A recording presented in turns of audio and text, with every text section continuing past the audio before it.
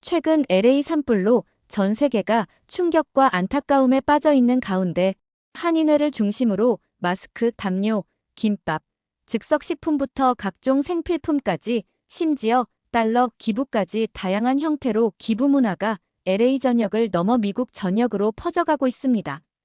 더욱 놀라운 것은 한국 IT 회사 출신 개발자는 기부 안전 QR코드까지 개발했고 현대 자동차 미국 법인 직원은 특별 휴가를 내고 자원봉사에 나섰다고 합니다.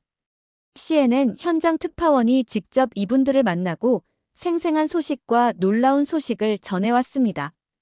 과연 현장에서는 어떤 일들이 벌어지고 있었을까요? 안녕하세요. 저는 CNN 특파원으로 일하고 있는 메리언 산드라라고 합니다.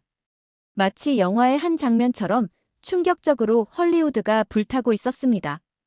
그렇지만 이건 영화가 아닌 냉혹한 현실이었고 LA 전체가 검은 연기로 뒤덮여 매캐한 냄새가 진동했어요. 하늘은 마치 지옥의 색을 띠고 있었고 산불은 점점 더 악화되어 UCLA와 박물관까지 위험할 수 있다는 예보까지 있더라고요. 이런 비극적인 상황에서 저는 잠시 깊은 생각에 잠겼죠. 산불 진화에 도움이 되는 일은 무엇일지. 이런 내용을 계속 취재하고 보도하는 게 무슨 의미가 있을까 하는 등의 많은 생각이 머릿속을 맴돌았어요. 그런데 그때 소셜미디어 팀의 로만이 갑자기 제 책상으로 다가왔어요. 로만은 한국 총영사관과 한인회를 중심으로 대대적인 구호 활동과 자발적인 기부가 일어나고 있으며 한인들의 따뜻한 마음이 LA 이재민들에게 산불 진화만큼이나 엄청난 위로가 되고 있다고 말하더라고요. 저는 한인들의 선한 영향력이 대단하다고 생각하면서도 한편으로는 실제로 잡히지 않는 불길 앞에서 이런 인간적인 취재가 얼마나 의미가 있을지 회의적인 생각이 들었죠. 그러자 로마는 자신의 태블릿을 제 앞에 펼쳐 보이며 코리안 헬프 해시태그의 놀라운 확산 속도를 보여주었습니다. 해당 해시태그는 마치 들불처럼 번져가는 산불보다 더 빠르게 한국인들의 따뜻한 마음이 소셜미디어를 통해 전파되고 있었어요. 로마는 자신의 친구도 지금 현장에서 자원봉사를 하고 있다며 LA 팰리세이즈 화재 현장으로 함께 가보자고 제안했죠. 현장에 도착하자 1만 4천 명이 넘는 소방관들이 쉴 새 없이 산불과 싸우고 있었어요. 사실상 뉴욕시 전체 소방관이 산불 진화에 투입된 상황이었고 일주일째 제대로 된 휴식도 없이 사투를 벌이고 있었습니다. 실제 현장에 와보니 거대한 화마보다도 소방관들의 체력이 더 위태롭고 절박해 보이더라고요. 그때 한 소방관이 화재 진압 후 돌아와 소방복을 벗는 게 보였어요. 그런데 쌀쌀한 날씨임에도 불구하고 등줄기를 타고 땀이 뚝뚝 떨어졌고 그의 얼굴은 검정 크레파스를 칠한 것처럼 검게 그을려 있더라고요. 심지어 눈가와 입가 주변까지 그을음이 묻어 있었고 거의 탈진 직전인 듯한 표정이 마치 전쟁터에서 돌아온 군인처럼 보였습니다. 순간 제 마음이 무거워졌어요. 이 소방관이 산불 진압을 위해 얼마나 치열한 사투를 벌였을지 생각하니 기자실에서 앉아서 이런 현장의 생생한 모습도 취재하지 않고 편하게 글만 쓰는 제 자신이 너무나 부끄러웠거든요. 인터뷰를 해야 하는 상황이었지만 충혈된 눈과 까칠한 수염에서 극한의 피로가 느껴지는 소방관의 체력을 더 뺏을까봐 차마 말을 걸지 못하고 쭈뼛거리고 있었죠. 그런데 그 소방관이 지친 몸을 이끌고도 배를 움켜쥐며 힘겹게 파리바게뜨 매장으로 들어가는 게 보였어요. 저 역시 그를 따라 매장 안으로 들어갔죠. 매장 입구에는 소방관 여러분을 위한 무료 제공 하루 3,000개 샌드위치와 따뜻한 커피라는 한글과 영어로 된 안내문이 붙어 있었어요. 소방관은 자연스럽게 치즈 샌드위치와 커피 한 잔을 받아들고 소방차 앞으로 털레털레 걸어가 차체에 등을 기대고 먹기 시작했습니다.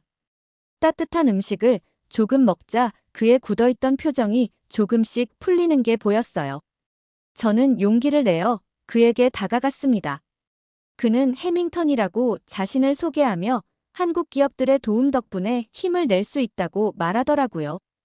제가 궁금해서 더 자세히 물어보자 해밍턴은 15년차 소방관으로 수많은 산불 현장과 재난 현장을 겪어봤지만 이런 따뜻한 지원은 처음이라며 감동적이라고 말했죠. 그러면서 구호활동 현장에 가보면 더 많은 한인들의 기부와 봉사활동을 볼 수 있을 거라며 저에게 취재를 제안했습니다. 그런데 해밍턴의 안내로 찾아간 구호활동 현장에서 저는 또다시 놀라운 광경을 목격했습니다. 그곳에는 마치 작은 마켓처럼 다양한 구호 물품이 체계적으로 진열되어 있었어요. KF95 마스크가 산처럼 쌓여 있었고 푹신한 담요들이 차곡차곡 정리되어 있었죠. 특히 눈에 띄는 것은 식료품 코너였습니다. 도시락과 햄버거, 김밥은 물론 김이 모락모락 나는 한국 전통 칼국수까지 있었어요. 칼국수 냄새를 따라가 보니 50여 명의 한국인들이 분주히 움직이고 있더라고요. 나이 지긋한 아저씨들은 무거운 박스를 나르고 아주머니들은 칼국수를 끊임없이 끓이고 계셨어요. 고등학생으로 보이는 10대들도 테이블을 닦고 음식을 나르며 어른들을 도와주고 있었습니다. 이재민들과 소방관들은 추운 날씨에 따뜻한 칼국수를 먹으며 잠시나마 지친 몸을 녹이고 있었어요. 마치 24시간 쉬지 않고 운영되는 이곳은 마치 한국인이 운영하는 작은 쉼터 같았죠. 해밍턴이 말했던 것처럼 한국 교민들은 정말로 하루 24시간 내내 쉬지 않고 도움의 손길을 이어가고 있었습니다. 그때 한 남자가 정성스럽게 칼국수를 나누어주는 모습이 눈에 들어왔어요. 단정한 차림의 동양인이었는데 훤칠한 키에 유창한 영어로 이재민들과 대화를 나누고 있었더라고요. 그는 현대자동차 미국법인의 조창혁 차장이라고 자신을 소개했어요. 조 차장의 설명에 따르면 현대자동차는 이런 재난 상황에 무관심할 수 없어서 기업 차원에서 100만 달러를 기부하고 직원들도 자발적으로 자원봉사를 온다고 하더군요. 심지어 단순한 물품 지원을 넘어 30명의 직원들에게 특별 휴가까지 지원하며 자원봉사를 독려하고 있었습니다. 게다가 이재민들의 임시 거처 이동을 돕기 위해 차량 무상 대여 서비스까지 제공하고 있었어요. 저는 한 기업이 어떻게 이렇게 신속하고 다양하게 지원할 수 있는지 궁금해서 조 차장에게 물었죠. 그러자 그는 잠시 생각에 잠기더니 한국인은 어려울 때일수록 하나가 된다고 설명하더라고요. 어릴 때부터 그렇게 배우고 자랐다는 거죠. 자신이 대학생이었을 때 서해안 기름 유출 사고가 있었는데 전 세계 전문가들이 복구에 50년은 걸릴 거라고 했지만 전 국민이 달려들어 2년 만에 해결했던 일화도 들려주었습니다. 흥미로웠던 것은 한국인들은 이런 도움의 손길을 너무나 당연하게 생각한다는 점이었어요. 오히려 이런 모습이 이슈화되는 것에 대해 이재민들이 불편해할까봐 걱정된다고 하더라고요. 그래서 그룹 차원에서도 추가적인 홍보나 언론 활동을 하지 않고 사내에서만 조용히 진행하고 있다고 했습니다. 저는 더욱 궁금증이 생겼습니다. 과연 이런 한인들의 도움의 손길이 어디까지 이어지고 있는지 알고 싶었거든요. 그러자 조 차장은 알타데나와 페서디나 지역의 서민촌에 가보면 더 놀라운 이야기를 들을 수 있을 거라며 그곳에서 활동하는 한인 자원봉사자들을 소개해주겠다고 했습니다. 다음 날 아침, 저는 알타데나 지역으로 향했죠. 거리에는 이재민들을 위한 임시 텐트가 줄지어 설치되어 있었고 자원봉사자들이 분주히 오가며 물품을 나르고 있었어요. 그런데 텐트 사이를 걷다가 우연히 옛 동료 루이스를 만났어요. 그런데 루이스는 기자 시절 주로 범죄 기사를 다뤘던 걸로 기억나는데 왜 자원봉사하는 곳에 있을까 의아했죠. 제 질문에 루이스는 심각한 표정으로 충격적인 소식을 전했어요. 이번 산불로 인한 혼란을 틈타 미국인들이 방화와 약탈 사건을 잇따라 저지르고 있다는 것이었습니다. 그런데 더 충격적인 것은 그 범죄의 표적이 바로 선의의 도움을 주려는 한인들이라는 사실이었어요. 루이스의 설명에 따르면 악당들이 한인들의 선의를 악용하고 있었습니다. 기부금과 물품을 들고 이동하는 한인들을 노려 강도 행각을 벌이는가 하면 화재 피해 지원을 빙자해 집집마다 방문하며 기부금을 가로채는 일까지 발생하고 있다고 하더라고요. 특히 현금을 가지고 기부처를 찾아다니는 한인들이 주요 표적이 되고 있었습니다. 이 이야기를 듣는 순간 제 마음은 무거워졌습니다. 순수한 마음으로 누군가를 돕고자 하는 사람들이 오히려 범죄의 표적이 된다는 사실이 너무나 부끄럽고 안타까웠거든요. 게다가 미국인으로서 더욱 자괴감이 들었습니다. 세계 최고의 선진국이라고 자부하던 우리나라가 위기 상황에서는 이렇게 무질서와 혼돈에 빠져드는 반면 한국은 기부 문화부터 재난 대응 시스템까지 놀라울 정도로 체계적이고 성숙한 모습을 보여주고 있었으니까요. 그런데 다행스럽게도 루이스가 희소식을 전해주었습니다. 한국계 최초로 LA 경찰국장에 임명된 도미닉 최가. 이번 화재 사건을 악용하는 사기꾼들을 소탕하기 위해 특별수사팀을 꾸렸다는 것이었어요. 도미닉 최 국장은 이번 사태를 매우 심각하게 받아들이고 있었어요. 그는 화재를 악용한 범죄자들을 발본색원하겠다며 단호한 의지를 보였고, 특히 한인 커뮤니티를 노린 범죄에 대해서는 더욱 강력한 단속을 펼치겠다고 밝혔다고 하더군요. 저는 이런 범죄 소식을 전해 들은 후 한인들의 기부 활동이 위축되지는 않을까 걱정이 되더라고요. 그런데 현장에서 목격한 현실은 제 예상과 완전히 달랐어요. 놀랍게도 한인들의 기부 행렬은 더욱 활발해졌습니다. 오히려 이런 위기를 기회로 삼아 더욱 안전하고 혁신적인 기부 시스템을 만들어낸 것이었죠. 한국 IT 회사 출신의 한 개발자는 불과 이틀 만에 QR코드 기반의 안전 기부 시스템을 구축했다고 해요. 그는 이전 회사에서 사용하던 보안 서버를 활용해 해킹이 불가능한 완벽한 시스템을 만들어냈다고 하더군요. 이 시스템이 도입되자 한국 기업들의 홈페이지를 통한 기부가 폭발적으로 늘어났고, 특히 현대자동차나 삼성전자 같은 글로벌 한국 기업들의 신뢰도에 힘입어서 다른 나라 사람들도 기부에 동참한다고 하더라고요. 저는 궁금해서 한인의 봉사자 중 한 명인 제시카리에게 어떻게 이런 위험한 상황에서도 기부를 이어갈 생각을 했냐고 물어보았죠. 그러자 그녀는 더욱 놀라운 이야기를 들려주었어요.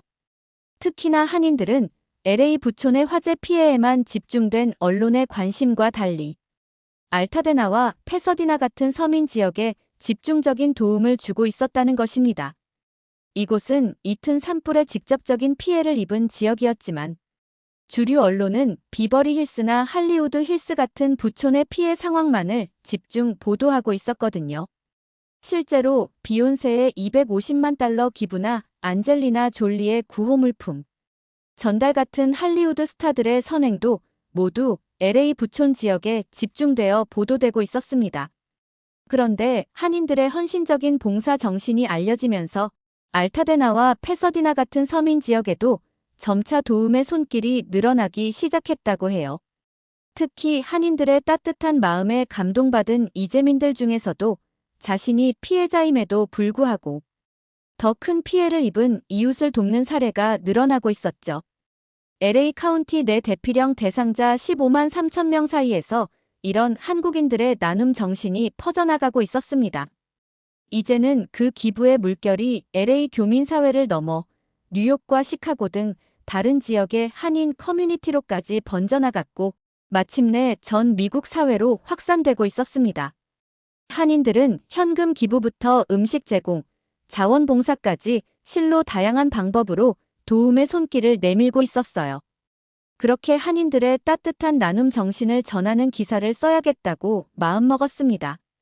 그러면서 한인들의 선한 영향력이 어떻게 미국 사회 전체로 퍼져나가는지 심층적으로 취재하기로 했죠. 그런데 그날 오후 이재민들의 임시 거처에서 봉사활동 현장을 취재하는 중 멀리서 특이한 광경이 눈에 들어왔어요.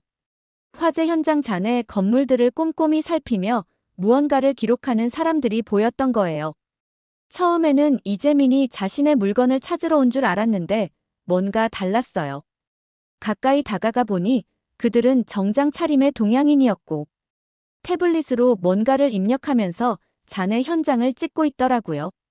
혹시나 도둑이나 약탈자일까 걱정되어 경계하는 마음으로 다가가 물어보았죠.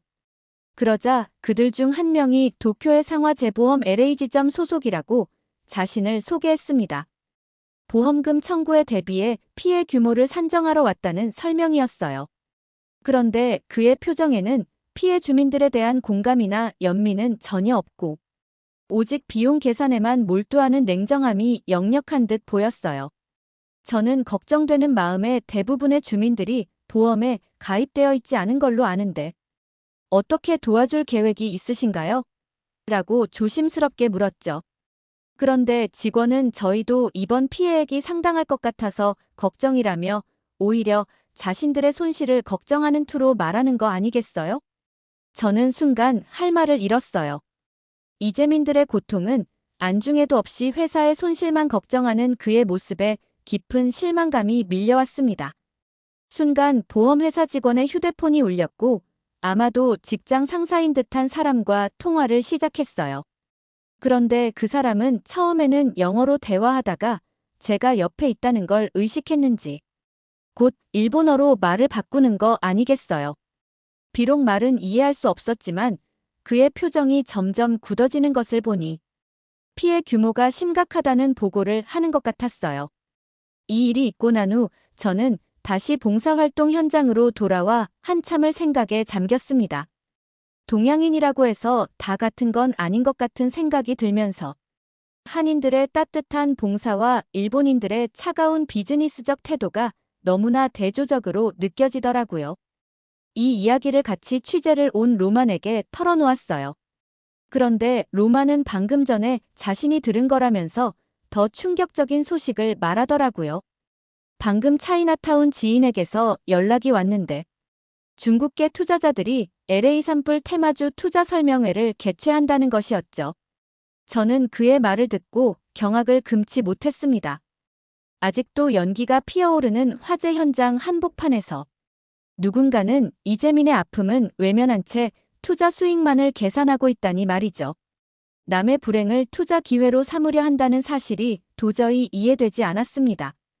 제 생각을 느꼈는지 로만도 말을 하면서 쓴웃음을 지었죠. 그는 이어서 특히 건설주와 보험주가 크게 들썩이고 있고 폐허가 된 건물들을 헐값에 사들여서 재건축하려는 움직임도 있다고 한다고 해요.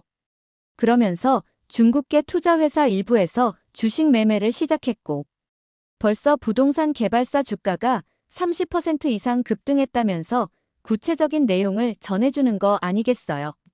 저는 이 일을 겪고 한 가지 확실하게 깨달은 게 있었죠. 바로 아시아계라고 해서 다 한국 사람처럼 비슷한 가치관을 가진 게 아니라는 점이에요. 그러자 왜 유독 한국인들만이 이런 위기 상황에서 이타적인 모습을 보이는지 궁금해지더라고요. 이에 대한 심층적인 기사를 쓰고 싶은 욕구가 강하게 들었죠. 그래서 저는 다음 날 UCLA의 클레이프 교수를 찾아갔어요. 그는 제가 대학 시절 동아시아학 수업을 들으면서 인연을 맺은 분이었죠. 교수님 연구실에 도착했을 때 교수님도 LA 산불 속보 뉴스를 걱정스럽게 지켜보고 계셨습니다. 제가 들어서자 반갑게 맞아주시며 취재는 어떻게 진행되고 있느냐고 물으셨고 요즘 화재 진압이 더뎌서 걱정이 크시다고 말씀하셨죠. 저는 최근 목격한 한국인들의 놀라운 기부 문화 확산과 헌신적인 봉사 정신에 대해 설명드렸고 반면 일본과 중국 측의 차가운 반응에 대한 안타까운 마음도 전했습니다. 그런데 클레이프 교수는 제가 전혀 예상하지 못한 역사적 통찰을 들려주셨어요. 교수님은 제 감상을 이해한다면서도 각국의 문화적 차이에는 역사적 배경이 깊이 자리 잡고 있어서 그런 거라고 말씀하시더라고요. 특히 일본의 경우 근대화 과정에서 극단적인 실리주의를 추구했다고 했죠. 그러면서 16세기 임진왜란부터 근대 러일 전쟁부터 진주만 공습까지 위기 상황을 기회로 삼아 선전포고도 없이 기습 공격을 감행했던 역사적 사실들을 차분히 설명해 주었습니다. 그 이야기를 듣고 있자니 저는 정말 놀라지 않을 수 없었어요. 러일 전쟁과 진주만 공습의 사실은 알고 있었지만 그것이 하나의 일관된 패턴이었다는 점은 미처 생각하지 못했기 때문이죠. 정말 일본이 역사상 단 한 번도 정식으로 선전포고를 하지 않고 다른 국가를 침공한 것이냐고 물었더니 교수님은 의미심장한 표정으로 고개를 끄덕이셨어요. 그러면서 일본은 상대국이 약해 보이거나 혼란스러운 상황에 처했을 때 그것을 기회로 삼는 경향이 있다고 설명하셨죠. 국제관계에서 신뢰나 신의보다는 실리를 추구하는 전형적인 사례라며 지금 LA 화재 상황에서도 그들의 태도가 그러한 역사적 맥락에서 이해될 수 있다고 말씀하셨습니다. 이 말씀을 듣자 아까 만났던 일본 보험사 직원이 산불로 고통받는 이재민들보다 자신들의 보험금 손실을 걱정하던 냉정한 태도가 이해되기 시작했어요. 교수는 이어서 중국도 중화사상이라는 자국 우월주의로 인해 타국의 불행을 자국의 이익 추구, 기회로 여기는 경향이 있다는 설명도 덧붙이셨죠. 그런데 이야기를 계속하다가 한국 이야기로 넘어가자 교수님의 눈빛이 갑자기 생기 넘치게 달라졌어요. 반면에 한국은 이 두 나라의 침략과 같은 위기 상황에서도 오히려 더 강해졌다고 강조하셨죠. 한국만의 독특한 공동체 정신을 설명하시면서 임진왜란 때의 의병활동, 일제강점기의 독립운동 자금 모금, 한국전쟁 이후의 재건과 한강의 기적까지 구체적인 사례를 들어가며 설명하셨어요. 특히 한국전쟁으로 폐허가 된 땅에서 30년이라는 짧은 기간 동안 민주화와 경제 발전을 동시에 이룬 국가는 한국이 우주에서 유일하다면서 이는 과거에도 미래에도 존재하기 힘든 기적 같은 일이라고 감탄하셨어요. 이런 불가능해 보이는 일을 해낸 원동력이 바로 우리라는 한국만의 독특한 공동체 의식과 연대감이라고 설명하셨죠. 저도 고개를 끄덕이며 LA 산불 현장에서 본 한인들의 헌신적인 봉사활동이 바로 그 정신의 연장선이라는 생각이 들었습니다. 특히 이재민들을 위해 밤낮 없이 봉사하는 모습들이 새삼 떠올랐죠. 그런데 이야기를 나누는 중에 젊은 여성이 연구실로 들어왔습니다. 클레이프 교수는 반가운 미소를 지으며 그녀를 리나라고 소개했어요. UCLA를 졸업한 대학원생으로 현재 자신의 조교로 일하고 있다면서 특히 BTS의 열렬한 팬이라고 덧붙였어요. 저는 호기심이 생겨 리나에게 K-팝에 관심을 갖게 된 계기를 물었습니다. 리나는 눈을 반짝이며 처음에는 BTS의 음악과 퍼포먼스에 매료되었고 특히 그들의 노래 가사가 전하는 평화와 사회적 연대의 메시지에 깊이 빠졌다고 말했죠. 그녀의 말을 들으며 저는 깊은 깨달음을 얻었어요. BTS의 메시지가 왜 전 세계 사람들의 마음을 움직이고 사람들이 한국 브랜드에 열광하며 한국이 세련된 문화 강국으로 부상하게 되었는지 이제야 모든 것이 이해되기 시작했거든요. 저는 리나에게 제가 이번 산불 현장에서 직접 목격한 한인들의 따뜻한 나눔, 정신과 헌신적인 봉사활동에 대해 이야기해 주었죠. 그러자 리나도 격렬히 공감하며 특히 K-팝 스타들이 전하는 메시지가 한국인들의 진정성 있는 삶의 방식을 반영한다고 말하더라고요. 한국만이 가진 정이라는 독특한 정서가 있다면서 자신의 미국인 친구들도 이번 화재 당시 한인들의 헌신적인 봉사 소식을 SNS로 공유하며 감동했다고 하더라고요. 심지어 일부 친구들은 직접 한인의 봉사활동에 참여하기도 했다면서 이런 문화적 가치야말로 진정한 한국 사람들의 매력이자 힘이라고 설명했습니다. 그렇게 클레이프 교수와의 대화를 마치고 현장으로 돌아오니 주말을 앞둔 긴장감이 역력했습니다. 그런데 다행스럽게도 기상청에서 반가운 소식이 들려왔어요. 기온이 크게 떨어지고 습도는 높아질 것이라는 예보였죠. 소방관들은 이번 주말이 불길을 잡을 수 있는 골든타임이 될 것이라며 기대감을 숨기지 않았어요. 특히나 한인들의 움직임은 더욱 분주해졌어요. 임시 대피소에서는 15만 3천 명의 이재민들을 위한 따뜻한 식사와 필수품이 쉬지 않고 제공되고 있었습니다. 특히 주말을 앞두고 한인회에서는 비상 연락망을 구축하고 24시간 비상 체제로 전환했어요. 저는 취재 수첩을 덮으며 한국인에 대한 깊은 감동을 느꼈습니다. 불길 앞에서도 꺾이지 않는 한인들의 의지와 이웃을 향한 따뜻한 마음이 이번 주말의 기적을 만들어낼 것 같았거든요. 한국인의 헌신적인 모습을 보며 저도 모르게 작은 기도를 드리게 되었죠. 반드시 이 불길이 잡히기를, 그리고 모든 이재민들이 일상으로 돌아갈 수 있기를 간절히 바라면서 말이죠. 불길은 여전히 맹렬했지만 한인들의 따뜻한 마음이 만들어낸 희망의 빛이 더욱 강렬하게 빛나고 있었습니다. 여러분도 산불 진화의 마음을 꼭 전달해 주세요. 여러분의 따뜻한 말 한마디 위로가 미국 사람들에게 엄청난 힘이 됩니다. 오늘 사연 어떻게 들으셨나요? 끝까지 들어주셔서 정말 감사합니다. 오늘 사연이 감동적이셨다면 응원의 댓글을 남겨주세요. 공유도 많이 해주시고요. 구독 버튼까지 눌러주시면 정말 감사하겠습니다. 저는 더 감동적인 사연으로 찾아뵐게요. 감동도서관이었습니다. 감사합니다.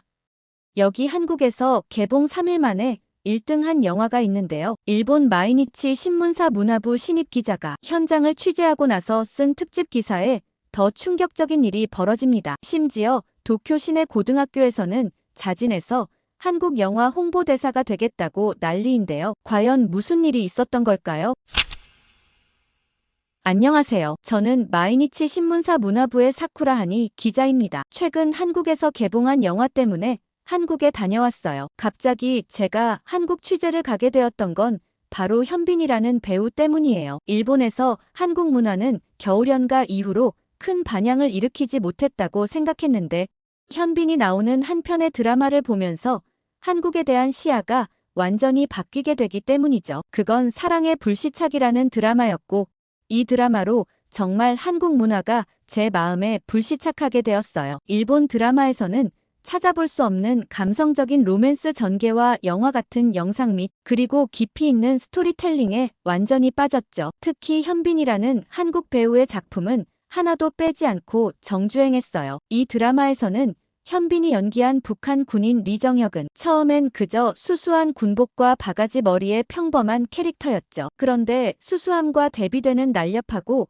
잘생긴 얼굴과 사람을 녹이는 목소리가 반전 매력으로 다가오게 되었죠. 그중 특히 윤세리가 퇴근하는 날 아무 말 없이 찾아가 우산을 들고 서 있던 모습에서 저는 심쿵하고 말았어요. 일본 드라마 같으면 우산을 건네주며 비 맞으면 감기 걸려라는 대사 정도로 마무리했을 게 뻔했으니깐요. 그렇지만 리정혁은 윤세리의 어깨가 비에 젖지 않도록 자신의 몸을 기울이고 걸음 속도를 맞추면서 조용히 배려하는 모습을 보이더라고요. 순간 저도 모르게 저렇게 잘생긴 한국 남자의 우산 아래에서 비를 피하는 상상을 하게 되었죠. 특히 제 동생 윤희는 이 드라마를 보고 한국 광팬이 되어버렸어요. 고등학생인 윤희는 한국어 공부를 시작하고 매주 새로운 한국 드라마와 예능을 발굴해서 저한테 소개해주곤 했죠. 문화부 기자로 일하고 있으면서 동생의 실시간 한류 콘텐츠 공유는 저한테 더 없는 기쁨이자 축복이었어요. 그렇게 우리 자매는 한국 콘텐츠 매력에 푹 빠져 있었어요. 그러던 어느 날 윤희가 저한테 특별한 영화 한 편을 추천했어요. 하얼빈이라는 영화였죠. 처음엔 현빈이 나온다는 이유로 관심을 가졌는데 영화의 내용을 알게 되면서 저는 깊은 충격에 빠졌습니다. 안중근 의사의 이토 히로부미 암살을 다룬 역사적 사실을 바탕으로 한 영화라는 걸 알게 됐기 때문이었죠. 순간 저는 잠시 망설이게 되었어요. 문화부 기자로서 이런 민감한 소재의 영화를 다뤄도 될지 신문사에서 뭐라고 할지 걱정이 되더라고요. 그때 같은 문화부 동료 유키가 제 자리를 찾아왔습니다. 모두가 퇴근한 저녁 시간 유키는 오랫동안 고민해왔던 이야기를 털어놓기 시작했죠. 그건 2년째 만나고 있는 한국인 남자친구와의 결혼 문제였어요. 제가 평소 한국 문화에 관심이 많다는 것을 알았던 유키는 커피 2잔을 들고 조심스럽게 제 의견을 구하더라고요. 연애는 순조로웠지만 결혼 이야기가 나오자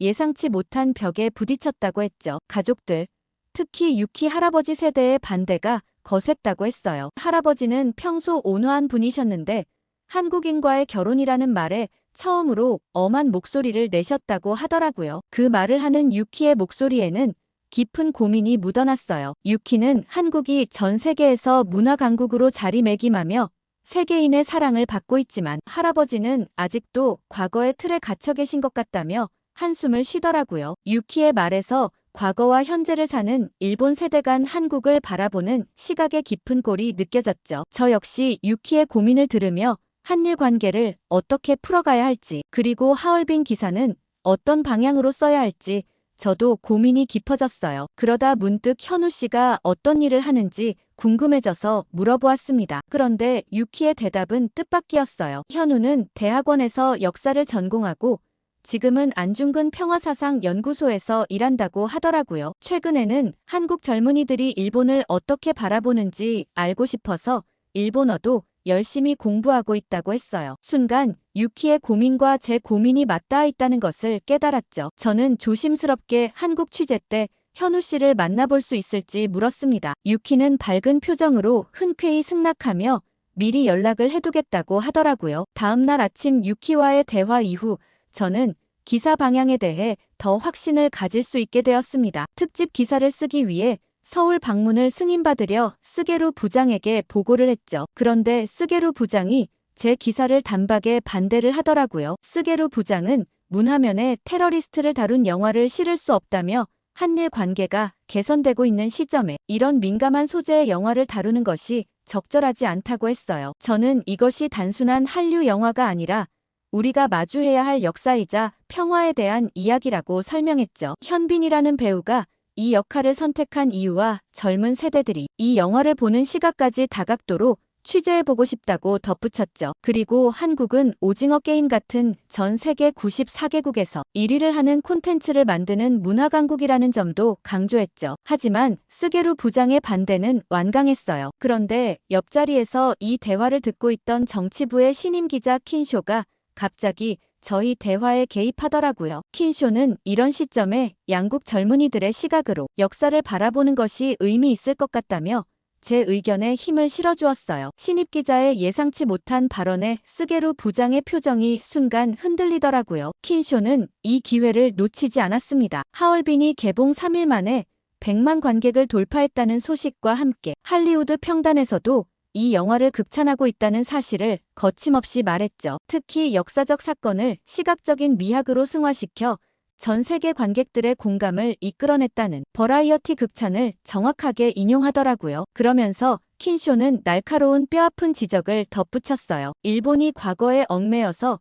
이런 중요한 문화 현상을 취재하지 않으니깐 일본 문화가 항상 한국 따라하는 아류 소리나 듣는다고 했죠. 계속 이런 식이면 한국이 주도하는 세계적 트렌드에서 뒤처질 수밖에 없다고 강하게 말하더라고요. 갑작스런 킨쇼의 예상치 못한 지원에 저도 잠시 당황했지만 그의 말은 분명 설득력이 있었어요. 스게루 부장도 잠시 생각에 잠기더니 마지못해 서울 취재를 허가했어요. 다만 기사는 문화적 측면에 초점을 맞추고 정치적 논란이 되지 않도록 주의하라는 단서를 붙였죠. 인천공항에 도착하자마자 설렘과 긴장이 동시에 밀려왔지만 그런 생각도 잠시 서둘러 공항에서 나와 첫 목적지인 마이니치 신문 서울지사로 향했어요. 서울지사는 강남 한복판의 고층 빌딩에 자리 잡고 있었는데 사무실에 들어서자 특파원 오노 기자가 저를 반갑게 맞이하더라고요. 그런데 제가 문화면에서 하얼빈 특집 기사를 쓰기 위해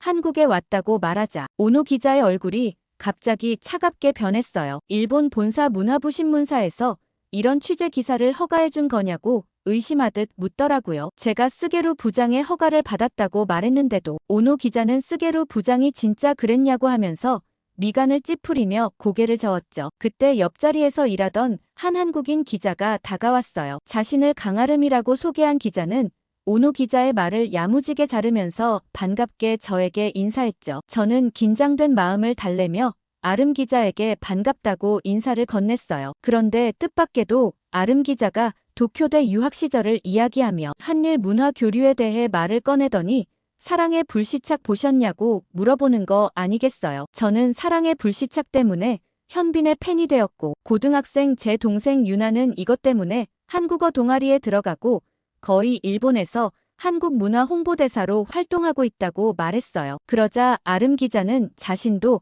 최근 일본 젊은 세대에서 벌어지는 한국 문화 찬양 현상을 주의 깊게 보고 있다면서 반가워하며 말하더라고요. 저는 제가 알고 있는 한국 드라마가 한국인 입에서 나오니 너무 신기해서 반가워하며 이야기를 이어갔죠. 그렇게 저희는 시간 가는 줄 모르고 서로의 이야기에 깊이 공감하면서 대화가 무르익었고, 저는 용기를 내서 현빈 취재가 가능할지 조심스레 물어보았어요. 그러자 아름 기자는 마침 내일 현빈이 출연하는 하얼빈 제작 발표회 취재가 있는데 같이 가보자고 말하는 거 아니겠어요. 특히 현빈의 소속사와 연락이 닿을 수 있다는 말에 저는 큰 희망을 얻었죠. 그렇게 아름 기자의 도움으로 다음 날 현빈과의 인터뷰가 성사되었습니다. 강남의 한 카페에서 만난 현빈은 스크린에서 본 것보다 더 인상적인 모습이었어요. 180cm가 훌쩍 넘는 큰 키에 완벽한 비율. 특히 일본 남자들에게서는 보기 힘든 깊이 있는 이목구비와 넓은 어깨가 시선을 사로잡았죠. 순간 유키의 남자친구 현우도 이런 매력이 있어서 그녀가 반했나 하는 생각이 들었어요. 처음에는 인터뷰를 할 때 실제 제가 드라마에서 봤던 사람을 마주하니 너무 좋아하다 보니 볼이 다 빨개지고 뭐라고 이야기를 시작해야 할지 모르겠더라고요. 저도 정말 광팬이라고 말하면 인터뷰 초반부터 흐름을 너무 흥분시킬 것 같아서 동생이 팬이라는 이야기부터 시작할까 고민하며 당황하고 있었죠. 그런데 현빈은 그런 제 마음을 눈치챘는지 편하게 이야기하라면서 따뜻한 미소를 지어 보이는 거 아니겠어요. 그 순간 저는 한국 드라마에서 봤던 리정혁의 모습이 스쳐 지나가면서 제가 마치 드라마 속 손예진이 된 것 같은 기분마저 들었죠. 그렇게 현빈의 배려로 시작된 인터뷰는 처음에 긴장된 분위기를 넘어 점차 편안한 대화로 이어졌고 그의 진솔한 이야기를 들을 수 있었습니다. 저는 조심스레 현재 일본에서 현빈 씨는 톱스타급 인기를 누리고 있고 특히 젊은 층에서는 거의 우상처럼 여기고 있는데 이런 민감한 역할을 맡는 것에 대해 고민은 없는지 물어봤어요. 그러자 현빈은 잘생긴 눈썹이 위로 한번 움직이더니 은은한 미소를 띠면서 단일도 고민한 적이 없다고 말하는 거예요. 오히려 자신이 안중근이라는 인간적으로 뛰어난 고귀한 사람의 인품을 배우로서 제대로 담아낼 수 있을지 더 고민했다고 말했어요. 순간 저는 그의 대답에서 진정한 배우의 자세와 책임감을 느낄 수 있었죠. 이어서 현빈은 안중근 역할을 선택하게 된 계기부터 차근차근 이야기했어요. 안중근의 애국자나 영웅적 면모가 아닌 동아시아의 평화를 꿈꾸었던 세계 평화, 외교관의 마지막 순간을 담아내고 싶었다고 했습니다. 특히 이토 히로부미 암살이라는 역사적 사건을 통해 당시의 시대 상황과 한 인간의 고뇌를 표현하고자 했다는 점을 강조하더라고요. 순간 저는 일본 배우들이 주로 맡기를 꺼려하는 민감한 역사적 소재에 대해 이렇게 진지하고 깊이 있게 접근하는 한국 배우의 태도에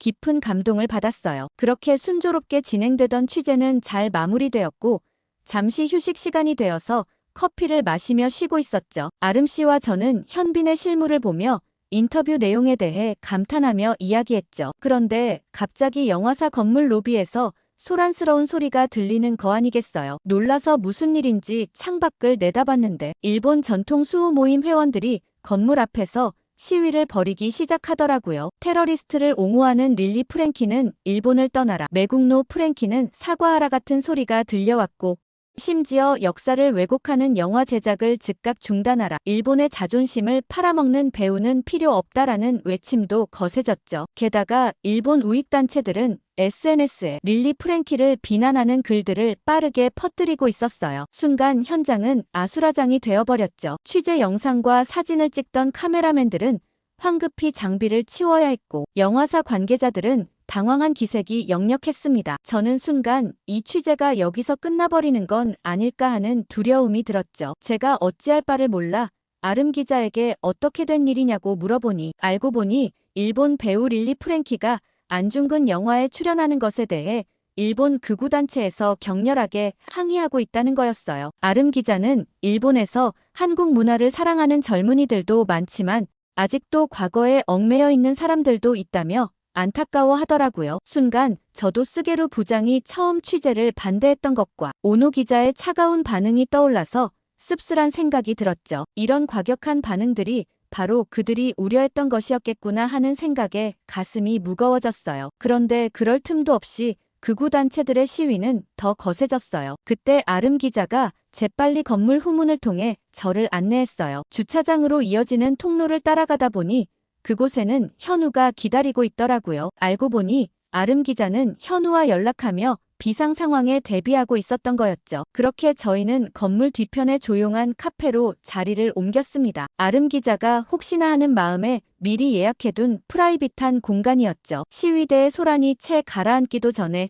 아름 기자는 릴리 프랭키에게 전화를 걸어 건물 뒤편의 카페로 와달라고 조심스럽게 요청했어요. 잠시 후 카페 문이 열리며 릴리 프랭키가 들어섰고 자리에 앉자마자 약한 탄식을 내뱉더라고요. 그의 표정에서는 피로와 함께 무거운 책임감이 느껴졌어요. 문든 무거운 분위기를 풀어보고자 저는 평소에도 궁금했던 그의 이름에 대해 물어보기로 마음을 먹었죠. 실제 일본 배우의 이름이 왜 영어로 되어 있는지 그 이유가 늘 궁금했거든요. 제 질문에 릴리 프랭키의 긴장된 어깨가 조금 풀리며 옅은 미소가 번졌습니다. 그리고는 자신의 이름에 얽힌 이야기를 들려주었는데 뜻밖에도 그 시작은 대학 시절로 거슬러 올라갔죠. 당시 릴리 프랭키와 가장 친했던 친구의 이름이 로즈였는데 주변 친구들이 둘을 로즈와 릴리라고 불렀다고 하더라고요. 그토록 친했던 친구와의 추억이 담긴 이름이라 자연스레 릴리를 택했다고 설명했죠. 그런데 그의 대답을 듣고 보니 일본의 유명 배우가 이렇게 단순한 이유로 예명을 정했다는 사실이 오히려 더 의아하게 느껴지더라고요. 게다가 이어진 뒷이름 프랭키에 대한 설명은 제 예상을 완전히 빗나가게 했죠. 그저 자신이 좋아하던 영국 밴드 프랭키 고즈 투 할리우드에서 따왔다는 뜻밖의 고백이었으니까요. 저는 도저히 참을 수 없어서 미국인도 아닌데 왜 이렇게 이름을 엉망으로 붙였냐고 물어보았습니다. 그러자 릴리 프랭키는 오히려 환하게 웃으며 그것이야말로 자신이 의도한 바라고 하더라고요. 특히 인상 깊었던 것은 외국에서 봤을 때 자신이 일본인인지 외국인인지 심지어 남자인지 여자인지도 모르는 수수께끼 같은 이름을 쓰고 싶었다는 설명이었죠. 그러면서 자연스럽게 안중근 역할을 하게 된 자신의 철학에 대해서도 이야기해 주었습니다. 일본인이라는 자신의 정체성을 뛰어넘어 안중근이 가지고 있는 보편적인 평화 사상에 깊은 감명을 받았다고 고백했어요. 그리고 이것은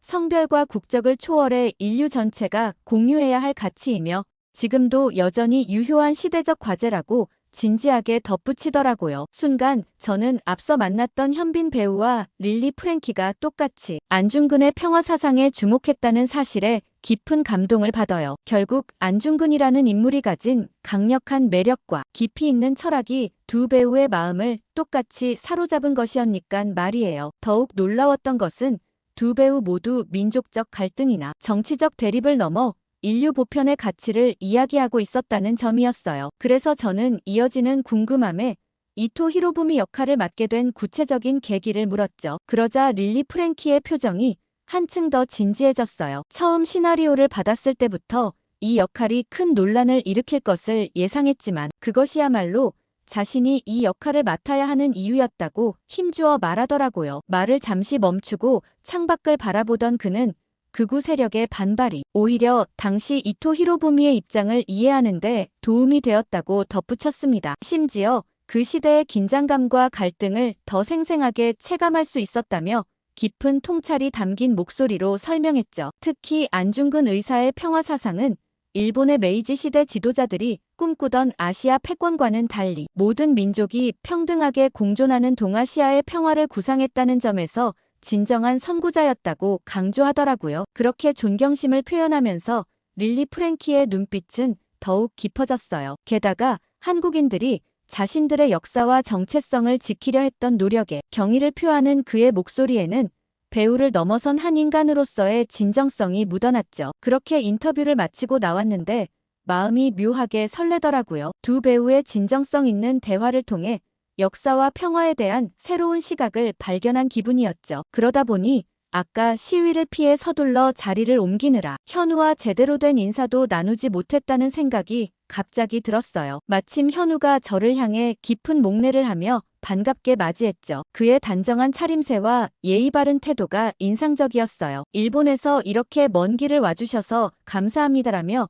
유키 남자친구인 현우가 먼저 입을 열었어요. 그의 일본어는 유창했고 정중한 표현을 자연스럽게 구사하는 것이 놀라웠죠. 저도 요즘 유키가 퇴근 후에도 결혼 준비로 바쁘게 보내고 있다는 이야기와 함께 할아버지 설득 때문에 많이 힘들어한다는 말도 덧붙였죠. 며칠 전에도 퇴근길에 유키가 제게 고민을 털어놓았는데 평소 온화하신 할아버지의 완강한 반대 앞에서 많이 힘들어하는 모습을 보며 제 마음도 무거웠다고 말했습니다. 그러자 현우의 얼굴에 잠시 그림자가 스쳤지만 이내 밝은 미소로 바뀌었죠. 결혼 준비는 순조롭게 진행되고 있다고 했지만 할아버지를 설득하는 과정이 가장 어렵다고 조심스레 털어놓더라고요. 특히 할아버지께서는 평소 무척 자상하신 분이었는데 한국인과의 결혼이라는 말에 처음으로 강한 거부감을 보이셨다고 하더라고요. 그러면서 현우는 자신의 직업에 대해 이야기를 꺼냈어요. 안중근 평화사상연구소에서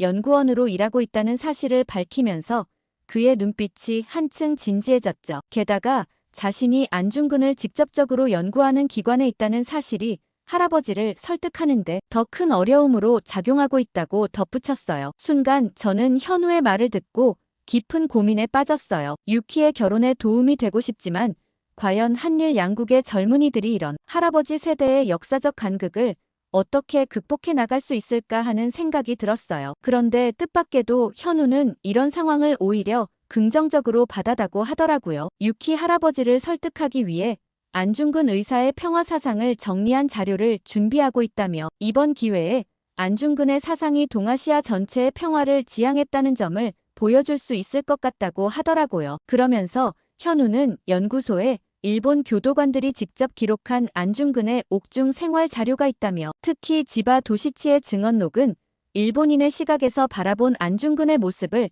잘 보여준다고 설명했어요. 현우는 제가 일본 기자라는 점에 특별한 관심을 보이며 이런 자료들이 제 기사에도 도움이 될 것 같다고 덧붙였죠. 게다가 방금 전 릴리 프랭키와의 인터뷰에서 나온 이야기들과도 자연스럽게 연결될 수 있을 거라며 연구소 방문을 제안하더라고요. 마침 저도 두 배우의 인터뷰에서 언급된 안중근의 평화 사상이 궁금했던 참이라 망설임 없이 동행을 수락했습니다. 그렇게 저희는 자연스럽게 안중근 평화사상 연구소로 발걸음을 옮기게 되었어요. 현우의 안내로 찾은 안중근 평화사상 연구소는 현대적인 건물이었습니다. 깔끔한 유리창 너머로 보이는 실내에는 수많은 역사적 자료들이 체계적으로 정리되어 있었죠. 현우는 조심스럽게 동양평화론의 원본 사본을 꺼내 보여주며 안중근 의사가 체포된 후에도 동아시아의 평화를 위한 자신의 구상을 계속 기록했다고 설명하더라고요. 안중근의 동양평화론은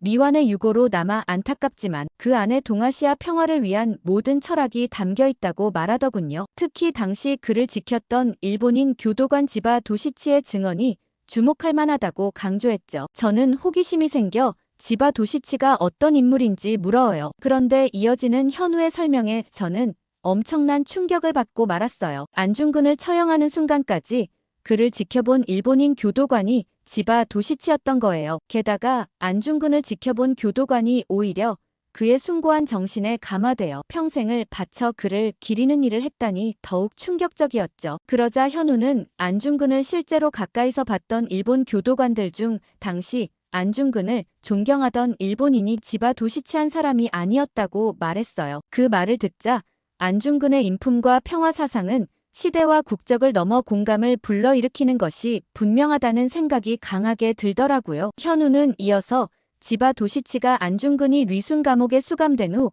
사형 직전까지의 모습을 상세히 기록했다고 했어요. 실제로 그가 보여준 기록에는 정말 안중근의 일거수일투족이 생생하게 담겨 있었어요. 안중근이 매일 아침 일본어를 공부했다는 것, 심지어 자신을 지키는 교도관들에게 한문을 가르쳐주기도 했다는 내용이었죠. 더욱 놀라운 것은 안중근이 순국한 후 지바가 간수 일을 그만두고 미야기현 구리하라시의 대림사를 세워 안중근을 평생 기렸다는 사실이었어요. 지금도 지바 도시치의 후손들은 9월이면 한국의 안중근 의사 숭모회와 함께 위령법 요식을 연다고 하더라고요. 저는 한 일본인이 어떻게 이토 히로부미를 저격한 사람에게 이토록 감동받을 수 있었는지 놀라웠습니다. 이 정도의 인품을 가진 사람이라면 유키 할아버지의 편견도 바꿀 수 있지 않을까 하는 생각도 들었죠. 그런데 가장 충격적인 것은 따로 있었어요. 지바의 기록에 나온 안중근의 말은 너무나 담담하면서도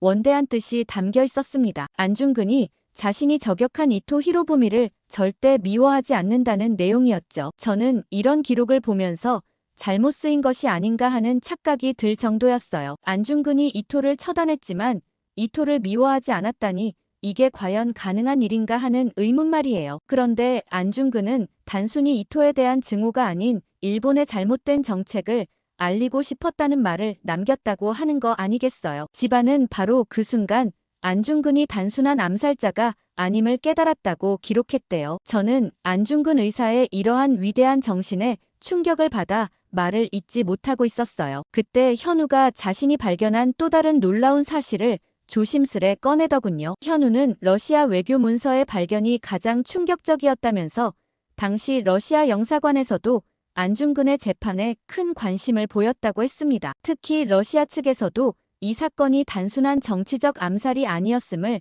명확히 인지하고 있었다는 점을 강조하면서 설명하더라고요. 그 순간 저는 유키의 할아버지가 안중근의 숭고한 평화사상의 진정한 의미는 이해하지 못한 채 단순히 이토 히로부미를 암살한 사람이라는 편견에 사로잡혀 계신다는 생각이 들었어요. 동시에 이번 취재를 통해 안이사의 존경스러운 평화주의자 철학을 간접적으로나마 체험할 수 있었어요. 점점 취재 자료들을 정리하면서 이 기사가 단순한 문화면을 넘어서는 깊이를 가지고 있음을 깨달았습니다. 이는 과거와 현재가 만나는 접점이자 안중근 의사의 평화 사상을 통해 새로운 한일 관계의 시작이 될 수 있다는 희망을 보여주는 것이었죠. 제가 잠시 생각에 잠겼다가 현우에게 안중근 의사의 평화 사상이 한일 관계의 새로운 이정표가 될 수 있을 것 같다며 이번 기사의 핵심 주제로 삼고 싶다고 말했어요. 그러자 현우는 차분하지만 간절한 목소리로 이 자료들을 유키의 할아버지께 보여드리고 싶다고 말하더라고요. 안중근 의사의 진정한 뜻을 아신다면